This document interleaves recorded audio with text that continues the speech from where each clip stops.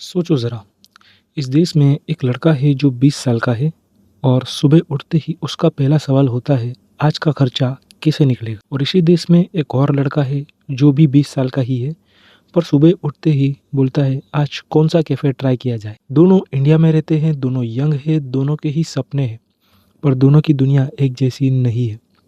और इसी को कहते हैं इनकम गैप। इंडिया बोलता है हम फास्टेस्ट ग्रोइंग इकोनॉमी है। इंडिया बोलता है हम फ्यूचर सुपर पावर है। इंडिया बोलता है हम 5 ट्रिलियन इकोनॉमी बनने वाले हैं, पर कोई ये नहीं बताता कि ये पैसा जा कहाँ रहा है।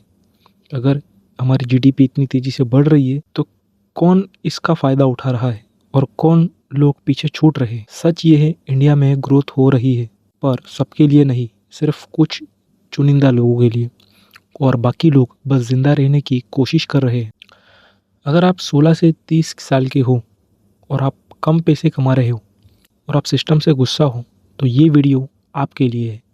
इस वीडियो में आपको एक रियलिटी दिखेगी। इनकम गैप क्या है? सिंपल भाषा में समझो, इनकम गैप का मतलब ये नहीं होता कि कोई ज़्यादा कमाता है और कोई कम। इनकम गैप तब होता है जब एक आदमी की इनकम रॉकेट की तरह ऊपर जा रही होती हो और दूसरे आदमी की इनकम वहीं की वहीं अटकी हो और इन्फ्लेशन तेज़ी से बढ़ता रहे। और इंडिया में यही हो रहा है। टॉप के 1% लोग देश का आधे से ज़्यादा पैसा कंट्रोल करते हैं और नीचे के 50% लोग मिलकर भी उतना पैसा नहीं कमा पाते। और फिर गवर्नमेंट बोलती है सब बराबर ही तो है। कैसे बराबर? ये कैसी बराबरी हुई?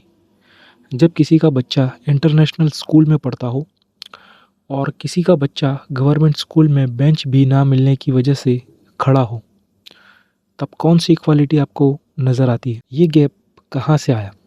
ये गैप आज पैदा नहीं हुआ, इसकी जड़ बहुत पुरानी है। ब्रिटिश टाइम से ही इस देश को ऐसे डिज़ाइन किया गया जहाँ पावर कुछ हाथों में रहे, ज़मीन कुछ लोगों के पास, एजुकेशन कुछ लोगों के पास और डिसीजन लेने का हक सिर्फ इलाइट कैटेगरी के लोगों के पास। अंग्रेज़ गए पर सिस्टम छोड़ गए। आज़ादी के बाद चेहरा बदला पर सोच नहीं बदली। जो पहले अमीर थे वो आज और ज़्यादा अमीर हो गए और जो पहले गरीब थे वो आज भी गरीब ही है और इस गरीबी के दलदल से शायद कभी नहीं निकलेंगे। बस अब उनके हाथ में स्मार्टफोन है और दिल में फ्रस्ट्रेशन। एजुकेशन, सबसे बड़ा फ्रॉड एजुकेशन है। इंडिया में बोला जाता है पढ़ाई लिखाई सब कुछ बदल सकती है, पर कोई ये नहीं बताता कौन सी पढ़ाई और किसके लिए। अमीर का बच्चा English medium school, private school, AC classroom, coding, foreign exposure वगैरह, और गरीब का बच्चा टीचर एब्सेंट, ब्रोकन बेंच, टूटी हुई बेंचें, कोई फर्नीचर नहीं, कोई प्रॉपर टीचर नहीं, कोई फ्यूचर रोड मैप नहीं, और फिर एग्ज़ाम के दिन दोनों से बोला जाता है कम्पीट करो। ये मजाक चल रहा है क्या? जब स्टार्टिंग लाइन ही अलग है तो रेस फेयर कैसे होगी? फॉर एग्जांपल मान लो कि 2 लड़के आईआईटी और जेईई की तैयारी कर रहे हैं, तो एक लड़का जो है वो प्राइवेट कोचिंग अफोर्ड कर सकता है। एसी क्लासरूम्स में आप उसको एकदम हाईली एजुकेटेड टीचर्स पढ़ाते हैं, और एक लड़का जो है वो जैसे तैसे इंटरनेट से पढ़ता है। कोई प्रॉपर गाइडेंस नहीं, कोई मेंटोर नहीं, कुछ नहीं। तो अब बताओ कि ये रेस फेयर कहाँ से हुई? ये रेस बराबरी की कहाँ से हुई? जॉब्स और सैलरी का झूठ। इंडिया में बोला जाता है जॉब्स क्रिएट हो रही है। हाँ, हो रही है, पर कौन सी जॉब्स? 10-12 घंटे की मेहनत, मजदूरी, 15-20 हज़ार की salary, no respect, no security, no future. और ऊपर बैठा मैनेजर बोनस पे बोनस ले रहा है, सीईओ करोड़ों रुपए कमा रहा है और एम्प्लॉय ईएमआई में डूब रहा है। और फिर बोला जाता है यूथ लेज़ी हो गई है। लेज़ी नहीं, सिस्टम ने तोड़ दिया है। महंगाई, गरीब की सज़ा। महंगाई सबके लिए होती है, पर इफ़ेक्ट सब पे सेम नहीं होता। अमीर के लिए पेट्रोल महंगा, कोई बात नहीं। गरीब के लिए पेट्रोल महंगा मतलब काम छोड़ दो। गैस महंगी, राशन महंगा, घर का रेंट महंगा, पर सैलरी वहीं की वहीं। इसलिए आज यूथ गुस्सा है, आज के नौजवान गुस्सा है, इसलिए आज यूथ होपलेस है, और इसलिए आज यूथ सिस्टम पे भरोसा नहीं करता। आप किसी नौजवान को बोलो कि तबीयत खराब हो गई है तो सरकारी अस्पताल से दवा ले आओ, वो तुरंत मना कर देगा। आप बोलो कि हमारे पास पढ़ाने के लिए पैसे नहीं है, सरकारी स्कूल में डला देते हैं, वो बोलेगा पढ़ना ही नहीं शिक्षा तो मुझे। मतलब आप आज की पीढ़ी का, खास करके जेनजी का अब सरकारी सिस्टम से तो भरोसा ही उठ गया है। सोशल मीडिया और कंपैरिजन का जहर। आज का यूथ सिर्फ गरीब नहीं है, वो डेली रिमाइंडर में जी रहा है।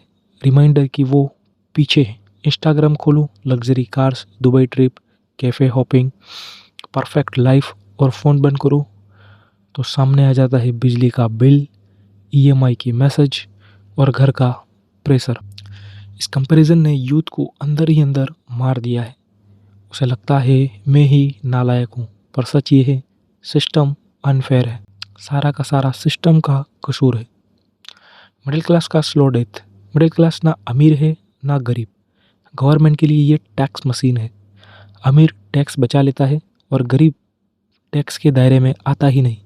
बीच में फंसता है तो मिडिल क्लास। सैलरी आती है और गायब हो जाती है, पता ही नहीं चलता। सेविंग्स बिल्कुल ज़ीरो है, फ्यूचर अनक्लियर, और फिर बोला जाता है शादी कर लो। अब कैसे करे शादी? डेवलपमेंट सिर्फ सिटीज़ के लिए नहीं है। डेवलपमेंट सिर्फ सिटीज़ के लिए है।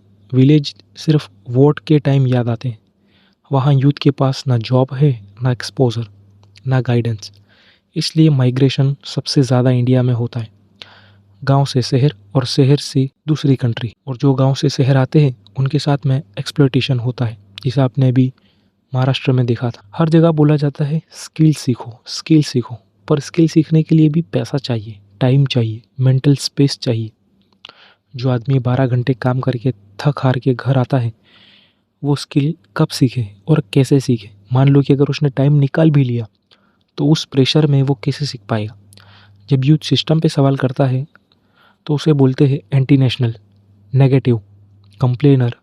पर सवाल नहीं करोगे तो चेंज कैसे आएगा? ये गुस्सा गलत नहीं है, ये गुस्सा नेचुरल है, क्योंकि सिस्टम सुन नहीं रहा।